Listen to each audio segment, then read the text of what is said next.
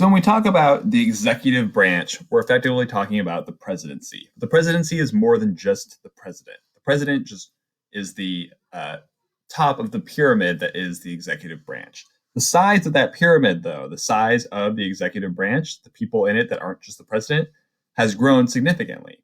George Washington, it was basically just him and an assistant, and it's grown now to thousands of people, as we'll explain in a little bit. So the presidency is a role that we have glamorized in our society, both because we love celebrity and because it's become more and more of a powerful position. So in TV and movies, there have been plenty of various versions of presidents. I've chosen one of my favorites, Bill Pullman here from the movie Independence Day. So you talked a little bit about the policies that you would implement as president, ones you're interested in. What I want you to think about as you go through is think about how you would go about implementing those policies based on the powers the president has according to the Constitution. First and foremost, the Constitution lays out the requirements to be president. Now, they're pretty straightforward. You have to be a natural born citizen, which means born in the United States.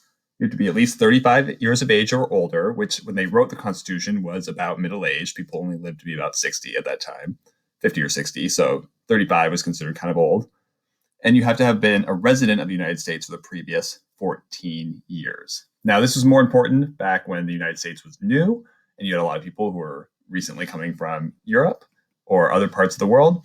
They wanted to clarify that they wanted someone who had been in the colonies in the United States for 14 years. This is obviously not mandated in the Constitution, but it's worth pointing out that all except one of the presidents have been white, they have all been male, and they've all been Christian. How you get to be president? Well, obviously, there's getting elected.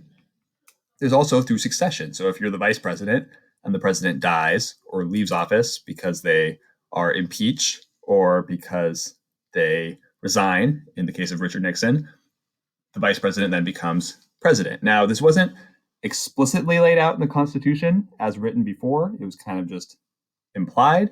So after John F. Kennedy died in 1963, there was a little bit of contention over Lyndon Johnson taking over the presidency because it was unclear after he finished Kennedy's term if he would then be allowed to run for 2 more terms or if that would count as his first term and he would then have to run for just 1 more term. So they passed the 25th Amendment that clarified that if the president dies or leaves office, the vice president becomes president and serves out the rest of that term, and that doesn't count as their own term. Then they can run for president and win on their own volition.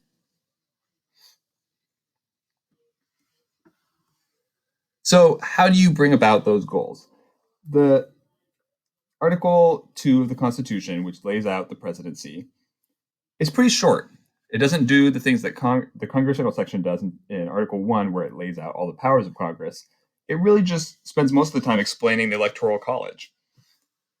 So the only actual powers that are stated in the Constitution for the president are to be able to make treaties with other nations, although those treaties have to be approved by Congress. The president is the commander-in-chief of the military, although, again, Congress is the one that actually declares war. The president can appoint ambassadors, although, again, that has to be approved by Congress.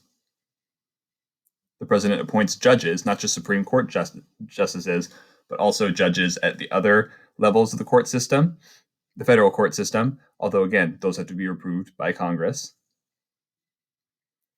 And then they just say that the president can take care that the laws be executed. Now, this is kind of vague, and this has been interpreted in multiple different ways, but that's really all the president is allowed to do.